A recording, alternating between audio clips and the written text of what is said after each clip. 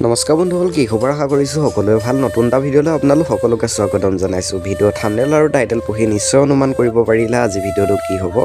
এটা ভাল খবৰ আপোনালোকৰ মাজলৈ লৈ আহিছোঁ আজি এই ভিডিঅ'টোৰ যোগেদি। সম্পূৰ্ণকৈ ভিডিঅ'টো চাই থাকিব, গোটেইখিনি কথা মই আপোনালোকক জনাম।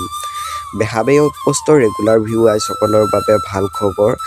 বেহাৰবাৰী আউটপোষ্টৰ যিসকল লোকে আগৰ পৰা ধাৰাবাহিকখন চাই আহিছে তেওঁলোকে নিশ্চয় জানে যে বেহাৰবাৰী আউটপোষ্টত কেইবছৰমানৰ আগতে SI Sir আৰু Joba এটা লভ ষ্টৰী দেখুওৱা হৈছিল আৰু বৰ্তমান এটা ভাল খবৰ যে বেহাৰবাৰী আউটপোষ্টলৈ পুনৰ এবাৰ Joba আকৌ ঘূৰি আহিছে। খবৰটো শুনি কেনেকুৱা পাইছে আপোনালোকে কমেণ্ট ছেকশ্যনত আপোনালোকৰ মন্তব্যসমূহ দাঙি ধৰিব পাৰে।